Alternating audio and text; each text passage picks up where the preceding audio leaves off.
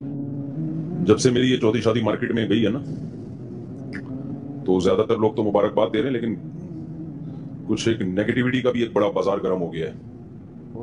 अच्छा, मैं एक बात आपसे अर्ज करूं कि जो सोशल मीडिया है ना, सोशल मीडिया, इसमें जो क्लिप एकदम बहुत तेजी के साथ वायरल होता है, बाज दफा तो ये नेचुरल होता है, एक बात इतनी अट्रैक्टिव होती है कि चीज फैल जाती है।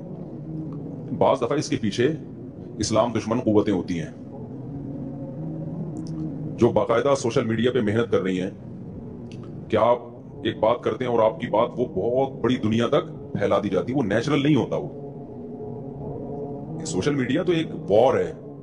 तो आप क्या समझते हो कि इस्लाम दुश्मन कुव्वतें जो है वो इस वॉर से और इस जंग से गाफिल होंगी?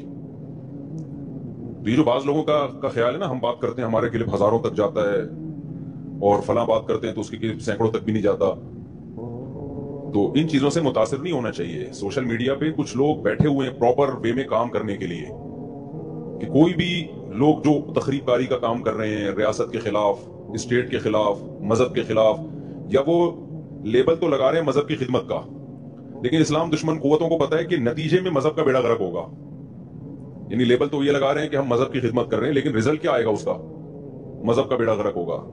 तो इस तरह के क्लिप्स को बहुत वायरल किया जाता है, फैलाया जाता है। तो ये इतना नेचुरल नहीं है ये जो सोशल मीडिया है ना, कि बिल्कुल एक आजाद है मीडिया और आपकी बात में अट्रैक्शन होगी तो फैलेगी, नहीं होगी तो नहीं फैलेगी। ना ना ना, बात बातें गलत होती हैं, दबा के फैलती हैं, वो उनको फैलाया जाता है बाकायदा। तो मैं ये अर्ज कर रहा था कि जब ये मेरे बात फैली ना, शादियां वादियां वगैरह टाइप की चीजें जो हम करते आ रहे थे अरसे से, मैं कमेंट्स देखता हूं लोगों के। ऐसा नहीं है कि मैं बयान किया और मार्केट से शार्ट हो गया, फिर अगले हफ्ते आके बैठे फिर एक बयान किए चले गए। जिस आलिम को पता नहीं है कि उसके बयान का क्या असर लोगों पे पड़ रहा है, उससे लोगों को फायदा हो रहा है, नुकसान हो रहा है, उस पे क्या क्या लोगों को इश्कालात हैं, उसके क्या जवाब देने चाहिए और उसके खिलाफ क्या प्रोपेगेंडा हो रहा है, तो मैं समझता हूं उसको मिंबर पे बयान करने का हक नहीं है। उसको पता ही नहीं सोसाइटी में हो क्या रहा है। इमाम मोहम्मद, इमाम अबू हनीफा रहमहुल्लाह ताला के खास शागिर्द थे। अक्सर मैं उनका वाकया बताता हूं कि वो बाकायदा मार्केट में जाके बैठते थे, ताजरों को तिजारत करते हुए देखते थे। ये बात कर रहा हूं मैं 1100 साल पुरानी। इस्लाम आया, नया नया था इस्लाम उस वक्त दुनिया में। तो हमारे फुकाहा ने फतवा देने से पहले कितनी मेहनत की आप देखो।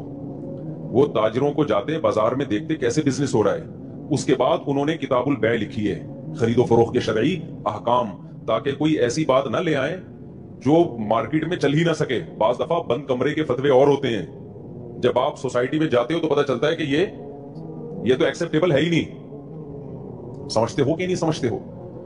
अक्सर उलमा हमने देखे हैं बयान करते हैं, रिश्वत लेने वाला भी जहन्नमी, देने वाला भी जहन्नमी, लेने वाला भी जहन्नमी, देने वाला भी जहन्नमी। हम तो बचपन से सुनते आ रहे हैं, लेने वाला भी जहन्नमी, देने वाला भी जहन्नमी। अब ये वो उलमा है जिनका कस्टम में कोई बिजनेस है ही नहीं। समझ रहे हैं ना, इन्होंने बाहर से कोई कंटेनर मंगवाना ही नहीं है। अब जिस आलिम के पास, मुफ्ती के पास सुबह शाम ताजिर आएंगे, मसाइल पूछेंगे, उसका लोगों से लिंक है। उन मुफ्ती के पास जब मसला आएगा कि जी चावल का पूरा कंटेनर मंगवा लिया मैंने हजरत, पैसे भी दे दिए हैं, कस्टम ऑफिसर पैसे लिए बगैर छोड़ ही नहीं रहा, तो क्या मैं रिश्वत नहीं दूं? नहीं दो का मतलब पता है क्या है?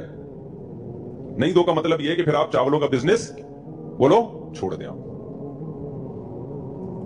इसको कहते हैं फिक़हुल वाक़िअ। वाक़िअ का मतलब यह होता है कि एक फिक़ा वो है जो किताबों में है, एक वो है जो बाजार में है, सोसाइटी में चल रहा है। किताब और सोसाइटी को जब तक आपस में मैच नहीं करेंगे ना, तो उस वक्त तक मुफ्ती को मसाइल बताने का हक है नहीं, बल्कि वो मुफ्ती बनता नहीं है। तो लेकिन आप किताबें उठाए हैं, फुक़हा की किताबें, उन्होंने चूंकि वो ताजिरों को की जरूरतों को उस वक्त से जानते थे, उन्होंने पहले ही मसला लिख दिया इस्लामी कानून में कि भाई एक रिश्वत दी जाती है दूसरे पे जुल्म करने के लिए, एक रिश्वत दी जाती है अपने से जुल्म को बचाने के लिए।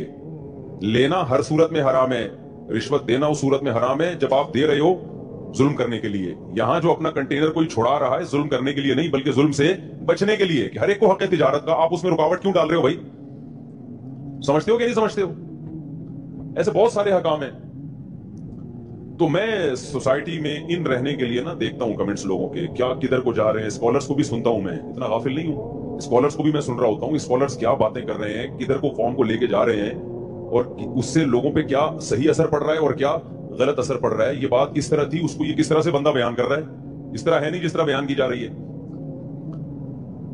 तो वो एक कमेंट मैंने पढ़ा, मैंने स्क्रीनशॉट भी सेव कर लिया उसका, और मैंने अपने भांजे से कहा कि मुझे बयान में पर्ची जरूर देना।